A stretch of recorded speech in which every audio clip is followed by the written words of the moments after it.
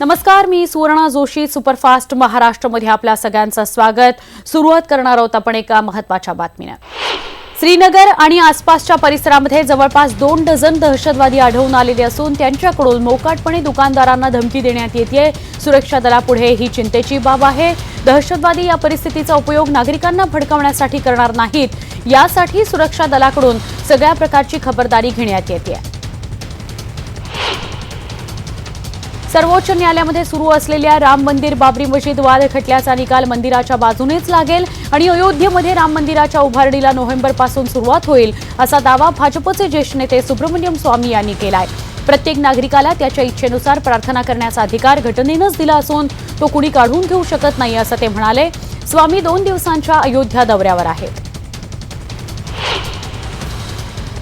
वाहतूक नियमभंगासाठी केंद्रानं लागू केलेली दंडवाढ अंमलात येणारच, असा पवित्रा घेत मुख्यमंत्री देवेंद्र फडणवीस यांनी काल दंडाची रक्कम सौम्य करण्याचे संकेत दिले.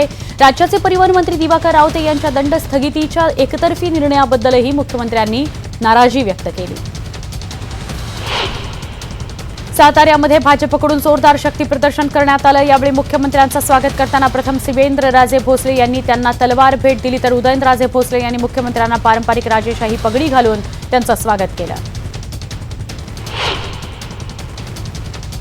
तर या जाहीर सभेत मुख्यमंत्र्यांनी दमदार बॅटिंग केली. छत्रपतींनी मागणी करायची नाही तर छत्रपतींनी आदेश द्यायचा असतो, असं म्हणत दोन्ही राजेंच्या सगळ्या मागण्या मार्गी लावणार असल्याचं त्यांनी स्पष्ट केलं.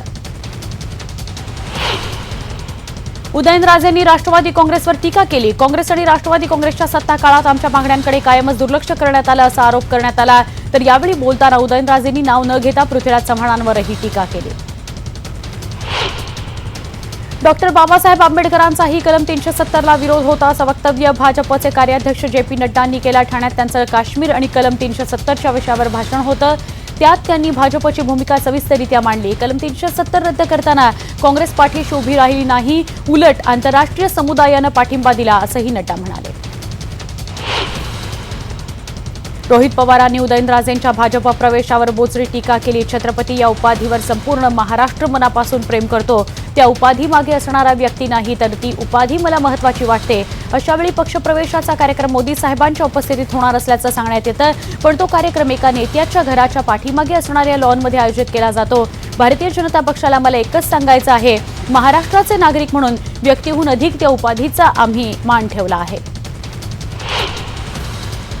आदित्य ठाकरे यांनी उस्मानाबाद सारख्या ग्रामीण भागातून निवडणूक लढावी, अशी मागणी करण्यात येते. शिवसेनेला आणि आदित्य ठाकरे यांना त्याचा फायदा होईल, असं मत प्रशांत किशोर यांनी व्यक्त केलं होतं.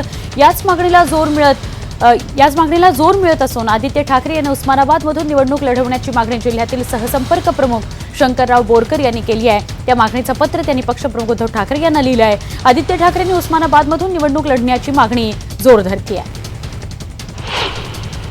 सोलापुरामध्ये पंतप्रधान आवास योजनेअंतर्गत 13,500 घरांच्या प्रकल्पाचं भूमिपूजन करण्यात आलं. गृहनिर्माण मंत्री राधाकृष्ण विखे पाटील यांच्या हस्ते हे भूमिपूजन पार पडलं. या प्रकल्पामुळे बांधकाम कामगार आणि सर्वसामान्य नागरिकांना स्वस्त दरात स्वतःचे हक्काचं घर मिळणार आहे. विशेष म्हणजे सोलापूर विमानतळाच्या शेजारीच असलेल्या या प्रकल्पामुळे नागरिकांना अधिकच्या सुविधा देखील उपलब्ध होणार आहेत. नालासोपारा पूर्वेकडील जिजाई नगर पाण्याखाली गेलं आहे. चाळींमध्ये पाणी घुसलं असून नागरिकांचे प्रचंड हाल होत आहेत. नालासोपारा मोरगावमधील जिजाई नगरमधील मंगलमूर्ती चाळीत पाणी घुसल्यानं नागरिकांचे प्रचंड हाल झाले. घरात 1 फूट ते बाहेर 3 फुटापर्यंत पाणी होतं आणि पाण्याचे ड्रम्स अर्धे बुडाले होते. वसई विरारमध्ये जोरदार पाऊस सुरू झाला असून सखल भागामध्ये पाणी साचू लागलं.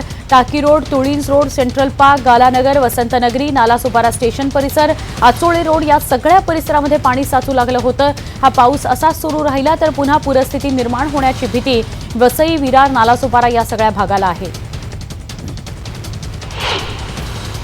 भिवंडी परिसरामध्ये रात्रीपासूनच पडणाऱ्या मुसळधार पावसामुळे सखल भागात पाणी साचलं. मानकोली नाक्यावरून वेहळे, अंजूर, भरोडी, सुरई या गावांकडे जाणाऱ्या रोडवर पाणी साचल्यानं नागरिकांचे हाल होत आहेत. पालघर जिल्ह्यामध्ये धोधो पावसाला सुरुवात झाली. डहाणू, विक्रमगड, तलासरी, जव्हार, मोखाडा या तालुक्यात पावसाचा जोर वाढला. अनेक ठिकाणी सखल भागात पाणी साचलं. नदी नाल्यांना पुराचं स्वरूप आलं आहे. अनेक नद्या दुथडी भरून वाहत असून नदीकाठच्या नागरिकांना काळजी घेण्याचं आवाहन प्रशासनातर्फे करण्यात आलं आहे. भारतीय खाद्य निगम महाराष्ट्र राज्य सल्लागार समितीच्या अध्यक्षपदावर वर्धा लोकसभा क्षेत्राचे खासदार रामदास तडस यांची नियुक्ती करण्यात आली आहे. केंद्रीय संसदीय कार्य मंत्रालयानं शिफारस केल्यानंतर केंद्रीय खाद्य आणि सार्वजनिक वितरण मंत्रालयानं नियुक्तीची कार्यवाही केली आहे. भारत सरकारच्या वतीनं प्रत्येक राज्यात आणि केंद्रशासित प्रदेशामध्ये भारतीय खाद्य निगम या भारत सरकारच्या महामंडळावर राज्य सल्लागार समितीवर अध्यक्ष म्हणून लोकसभा सदस्यांमधून नियुक्तीकरता शिफारस केली जाते. मधुमेहाच्या जनजागृतीसाठी एकाच दिवशी 20 देश आणि 100हून अधिक शहरांमध्ये डॉक्टर जगन्नाथ दीक्षित यांच्या वतीनं डॉक्टर श्रीकांत जिचकर यांच्या जयंतीचं औचित्य साधत नाशिकमध्ये वॉकेथॉनचं आयोजन करण्यात आलं होतं. पहाटे 6 वाजता नाशिकच्या इंदिरानगर जॉगिंग ट्रॅकपासून सुरुवात झालेल्या या वॉकेथॉनमध्ये स्वतः दीक्षित यांच्यासोबत पोलीस आयुक्त विश्वास नांगरे पाटील आणि सुमारे 5,000हून अधिक नागरिक सहभागी झाले होते. लोणावळा इथल्या लायन्स पॉइंटच्या खोल दरीमध्ये 24 वर्ष तरुणीचा मृतदेह आढळल्याची धक्कादायक घटना घडली आहे. अलिजा राणा असं मृत्युमुखी पडलेल्या तरुणीचं नाव आहे. 12 सप्टेंबर रोजी अलिजाजवळ असलेली तिची पर्स एका दगडाच्या कठड्यावर पोलिसांना आढळली. त्यानुसार तिनं दरीत आत्महत्या केली असावी असा संशय पोलिसांना आला. मागील 2 दिवसांपासून अलिजाचा मृतदेह शोधण्यात येत होता. दरीमध्ये 300 फुटांवर मृतदेह आढळून आला. बांधकाम व्यवसायातील बांधकाम कचऱ्यावर प्रक्रिया करून त्याचा पुन्हा बांधकाम क्षेत्रात कशा पद्धतीनं वापर करता येईल यावर अभियंता दिनानिमित्त मंथन करण्यात आलं. अभियंता दिवसानिमित्त बांधकाम व्यावसायिक संजय कोयंडे यांनी यावर प्रकाशझोत टाकला. सोबतच गुणवत्ता आणि दर याबाबत अभियंत्यांना मार्गदर्शनही करण्यात आलं. बुलडाणा जिल्ह्यातील भोन परिसरातील शेकडो एकर क्षेत्रावर पुरातत्वीय मौर्यकालीन अवशेष पुण्याच्या पुरातत्व कॉलेजच्या संशोधकांना 2002 मध्ये आढळले होते. मात्र जीगाव प्रकल्पाच्या माध्यमातून भाजप सरकार ते नष्ट करण्याचा प्रयत्न करतंय असा आरोप केला जातोय. त्यामुळे सरकारचा निषेध करण्यासाठी वाशिम शहरातल्या स्तूप बचाव समितीनं आंबेडकर चौक ते जिल्हाधिकारी कार्यालयापर्यंत मोर्चा काढला. खासदार डॉक्टर सुजय विखे पाटील यांनी माफी मागितली नाही तर त्यांच्या विरोधात महिला आयोगाकडे तक्रार करणार असल्याचं सिने अभिनेत्री दीपाली सय्यद भोसले यांनी सांगितलंय. काही दिवसांपूर्वी अभिनेत्री दीपाली सय्यद भोसले यांनी साकळाई योजना पूर्ण करावी या मागणीसाठी जिल्हा परिषद कार्यालयासमोर उपोषण केलं होतं. मात्र त्यावर बोलताना डॉक्टर सुजय विखे पाटील यांनी आंदोलनामध्ये केवळ सुंदर चेहरे पाहण्यासाठी यावं असं वक्तव्य केलं होतं. त्याबद्दल दीपाली सय्यद यांनी डॉक्टर सुजय विखे पाटील यांनी माफी मागितली नाही तर आपण महिला आयोगाकडे तक्रार करणार असल्याचं म्हटलं आहे. चंद्रपूर जिल्ह्यातील पोलीस कर्मचाऱ्यांसाठी निवासाची मोठी अडचण दूर झाली आहे. राज्याचे अर्थमंत्री आणि चंद्रपूर जिल्ह्याचे पालकमंत्री सुधीर मुनगंटीवार यांनी जिल्हाभरातील नियोजित पोलीस कर्मचारी वसाहतींना 2017 मध्ये परवानगी आणि निधी दिल्यावर आता ही सगळी कामं पूर्णत्वास येऊ लागली आहेत. गृह विभागाला यासाठी निधी उपलब्ध करून दिल्यावर 364 सुंदर आणि देखण्या सदनिकांची निर्मिती होते आहे. शहरातील गिरनार चौक भागातील या सदनिका इमारतींचं लोकार्पण पालकमंत्री सुधीर मुनगंटीवार यांच्या हस्ते पार पडलं. भुसावळ तालुक्यातील कुऱ्हापानाचे इथं लघु पाटबंधाऱ्याची पाणी पातळी सततच्या पावसामुळे वाढतीये. तर शेतामध्ये पाणी भरल्यामुळे शेतकऱ्यांना शेतामध्ये भराव टाकण्याची वेळ आली आहे. तर पाण्यामुळे 50 एकर क्षेत्र पाण्याखाली गेले. त्यामुळे शेतकऱ्यांना कर्जाच्या डोंगराला सामोरं जावं लागणार आहे. या शेतकऱ्यांना नुकसान भरपाई देण्याची मागणी जोर धरते. पंतप्रधान नरेंद्र मोदी यांच्या वाढदिवसानिमित्त वाशिम जिल्हा भाजपच्या वतीनं सेवा सप्ताह कार्यक्रमाअंतर्गत वाशिमच्या बसस्थानक परिसरामध्ये स्वच्छता मोहीम राबवण्यात आली. गेल्या अनेक दिवसांपासून वाशिम बसस्थानकामध्ये प्रचंड घाणीचं साम्राज्य होतं. मात्र भाजप कार्यकर्त्यांनी बसस्थानकातली घाण साफ करून परिसर स्वच्छ केला. तर बसस्थानकामध्ये स्वच्छतेची प्रतिज्ञा घेण्यात आली.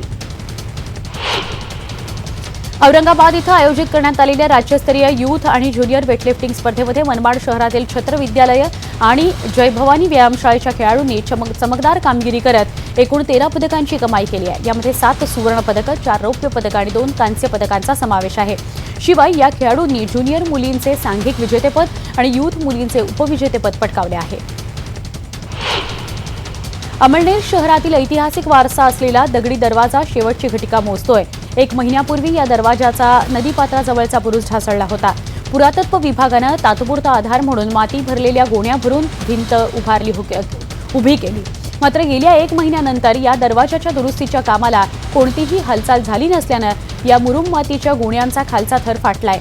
जर का अवजड वाहनांचा धक्का लागला तर त्या कोसळूही शकतात. त्यामुळे जीवितहानीही होऊ शकते.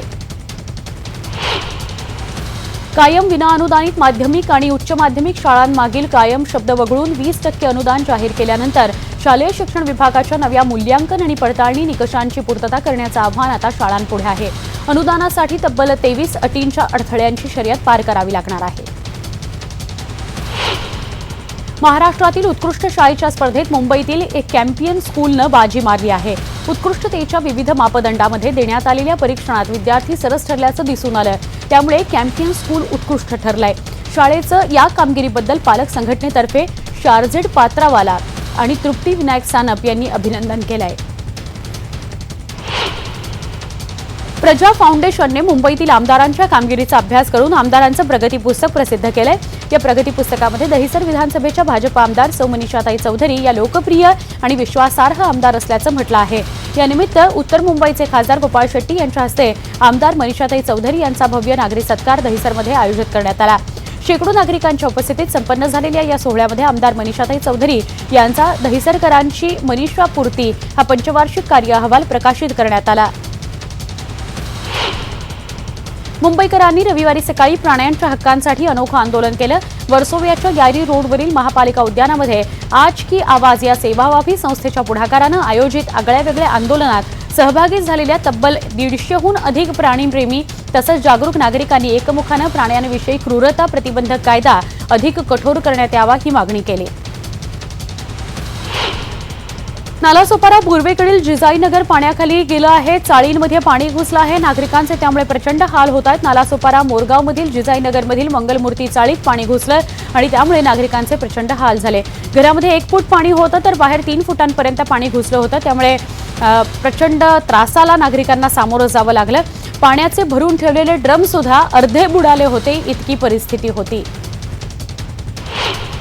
वसई विरारमध्ये जोरदार पाऊस सुरू झाला असून सखल भागात पाणी साचू लागलं. Taki road, Tulinj road, Central Park, Galanagar, Vasantnagari, Nalasopara station, Achole road या परिसरात पाणी साचलं होतं. दुबईतल्या विमानतळावर एका व्यक्तीला ताब्यात घेण्यात आलं. या व्यक्तीच्या बॅगमधल्या काही गोष्टींवर पोलिसांना संशय होता. बॅगेची तपासणी करताच या प्रवाशाच्या बॅगेत 5 महिन्याचं जिवंत बाळ आढळलं आणि सगळेच हादरून गेले. ही बॅग घेऊन आलेला प्रवासी पाकिस्तानहून दुबईला आला होता. अधिक चौकशी करता हा सगळा प्रकार लहान बाळांच्या तस्करीचा असल्याचं उघड झालं. सोशल मीडियावर आपल्या IPS अधिकारी धारीवाल यांनी हा व्हिडिओ शेअर केलेला आहे. आता या प्रकरणाची अधिक चौकशी सुरू आहे. यापूर्वी सुद्धा अशाच प्रकारे लहान बाळाची तस्करी झाल्याची शक्यता वर्तवण्यात येते आहे. आंध्र प्रदेशच्या पूर्व गोदावरी जिल्ह्यातील देवीपट्टणम इथं रविवारी दुपारी गोदावरी नदीत एक पर्यटक बोट उलटल्याची घटना घडली आहे. ही पर्यटक बोट होती. या बोटीमध्ये तब्बल 61 जण होते. आतापर्यंत यातील 12 जणांचा मृत्यू झाल्याचा समोर आला आहे. अनेक जण बुडाल्याची भीती व्यक्त होती आहे. शिवाय मृतांचा आकडा देखील वाढू शकतो. आंध्र प्रदेशामध्ये 61 पर्यटकांसह बोट नदीत बुडाली आणि या घटनेमध्ये 12 जणांचा दुर्दैवी अंत झाला. काश्मीरसाठी आज महत्त्वाचा दिवस आहे. 370 कलमावर दाखल करण्यात आलेल्या 8 याचिकांवर सुप्रीम कोर्टात आज सुनावणी होतीये. या सुनावणीमध्ये काश्मीर खोऱ्यात लावण्यात आलेल्या विविध प्रतिबंधांवरही निर्णय सुनावला जाण्याची शक्यता आहे. कल्याणमध्ये डॉक्टर जगन्नाथ दीक्षित यांच्या डाएट फॉलोअर्सनी वॉकेथॉनचं आयोजन केलं होतं. फिट राहण्यासाठी दररोज किमान 45 मिनिटं चालण्याचा संदेश देण्यात आला. खडकपाडा भागातील वसंत व्हॅलीपासून या वॉकेथॉनची सुरुवात करण्यात आली.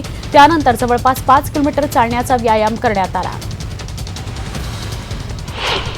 वेगवान घडामोडींकडे काश्मीरमध्ये शांतता प्रस्थापित करून तिथल्या मुलांना आताच्या तणावग्रस्त परिस्थितीतून मार्ग काढून शाळेत जाण्यासाठी मदत करावी असं आवाहन नोबेल विजेत्या पाकिस्तानी शिक्षण हक्क कार्यकर्त्या मलाला युसुफझई यांनी केलं आहे. त्यावर भारतातून संतप्त प्रतिक्रिया उमटली आहे. जम्मू काश्मीरचा विशेष दर्जा काढून घेतल्यानंतर भारताशी चर्चा करण्याचा प्रश्नच येत नाही. आता दोन्ही देशांमध्ये युद्ध होण्याची शक्यता असून त्याची व्याप्ती उपखंडापलीकडे असेल अशी दरपोक्ती पाकिस्तानचे पंतप्रधान इम्रान खान यांनी केली होती. येमेनच्या हुथी बंडखोरांनी सौदी अरेबियातील अरामको या कंपनीच्या 2 तेल प्रकल्पांवर ड्रोन हल्ले केल्यानं दोन्ही ठिकाणी तेल उत्पादन थांबवण्यात आलंय. त्यामुळे सौदी अरेबियाकडून जगाला होणाऱ्या तेल निर्यातीत निम्म्यानं घट होण्याची शक्यता आहे. अरामकोच्या अबाकिक आणि खुराईस या तेल प्रकल्पांवर शनिवारी हल्ले करण्यात आले. यामुळे दोन्ही ठिकाणी तेल उत्पादन थांबवण्यात आलं. उत्पादनामध्ये 50% घट होईल असं सौदीचे तेलमंत्री अब्दुल्लाझीज बिन सलमान यांनी सांगितलं. सौदी अरेबियातील तेल उत्पादन आस्थापनांवरील ड्रोन हल्ल्यामध्ये सामील असल्याचा अमेरिकेचा आरोप इराणनं फेटाळलाय. इराण विरोधात सुडानं कारवाई करण्यासाठी अमेरिका निमित्त शोधत असल्याचा उलट आरोप इराणनं केलाय. इराणच्या परराष्ट्र मंत्रालयाचे प्रवक्ते अब्बास मौसवी यांनी सांगितलं की अमेरिकेने आंधळेपणाने केलेले हे आरोप निराधार असून ते अर्थहीन आणि समजण्यापलीकडचे आहेत.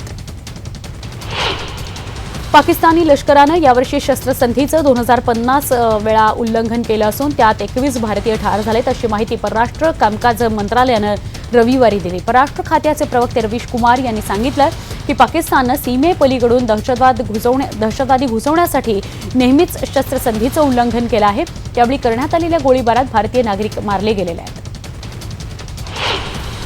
हाँगकाँगमध्ये सरकारविरोधी आंदोलन पुन्हा चिघळलं. आंदोलक रस्त्यावर उतरले. त्यांनी आंदोलकांनी मेट्रो स्टेशनला आग लावली. या हिंसक आंदोलनाला पांगवण्यासाठी पोलिसांनी अश्रुधुराचा मारा केला. वसंत ऋतूनिमित्तानं चीनच्या विविध प्रांतांमध्ये फेस्टिव्हलचं आयोजन करण्यात आलं. या निमित्तानं शांग्सी प्रांतातील आसमंत रोषणाईनं झळाळला. अनेक ठिकाणी फूड फेस्टिव्हलचं आयोजनही करण्यात आलं होतं. नागरिक मोठ्या संख्येनं यामध्ये सहभागी झाले होते.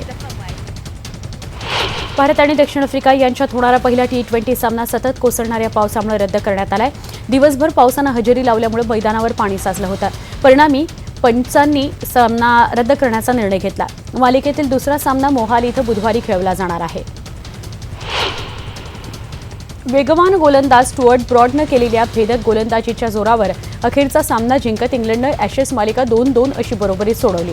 इंग्लंडनं दिलेल्या 399 धावांच्या आव्हानाचा पाठलाग करताना ऑस्ट्रेलियाचा डाव 263 धावांमध्ये संपुष्टात आला. 5 कसोटी सामन्यांच्या मालिकेमध्ये स्मिथनं सर्वाधिक धावा केल्या तर स्टुअर्ट ब्रॉडनं सर्वाधिक विकेट घेतल्या. भारताचा सर्वात सातत्यपूर्ण खेळाडू म्हणून ओळखल्या जाणाऱ्या पंकज अडवाणीनं रविवारी आपल्या खात्यात 22व्या जगज्जेतेपदाची भर घातली. IBSF या जागतिक बिलियर्ड्स अजिंक्यपद स्पर्धेच्या 150 अप या प्रकारामध्ये अडवाणीनं जगज्जेतेपद पटकावलं. गेल्या वर्षीप्रमाणेच पंकज अडवाणीनं म्यानमारच्या नाय थ्वाय ओ याचा अंतिम फेरीमध्ये पराभव केला. भारताचा बॅडमिंटनपटू सौरभ वर्मानं रविवारी व्हिएतनाम खुल्या BWF या टूर सुपर 100 बॅडमिंटन स्पर्धेच्या पुरुष एकेरीच्या विजेतेपदावर नाव कोरलं. सौरभने चीनच्या सन फेई जियांगवर संघर्षपूर्ण विजय मिळवला. 1 तास 12 मिनिटं रंगलेल्या अंतिम सामन्यामध्ये दुसऱ्या मानांकित सौरभनं जियांगला 21-12, 17-21, 21-14 असं 3 गेम्समध्ये पराभूत केलं. सौरभचं हे या वर्षातलं तिसरं विजेतेपद. त्यानं यावर्षी हैदराबाद आणि स्लोव्हेनियन बॅडमिंटन स्पर्धेमध्ये विजेतेपदं पटकावली आहेत. आशियाई बॉक्सिंग स्पर्धेत उपविजेता ठरलेल्या कविंदर सिंग बिष्टनं वर्ल्ड बॉक्सिंग चॅम्पियनशिपच्या उपउपांत्य फेरीमध्ये प्रवेश केलेला. रविवारी पार पडलेल्या या स्पर्धेच्या लढतीमध्ये त्यानं झुंजार खेळी केली आणि चीनच्या चेना झियाओवर 3-2 असा निसटता विजय मिळवला. 5व्या सीडेड कविंदरनं चेनाचा कडवा प्रतिकार मोडून काढला.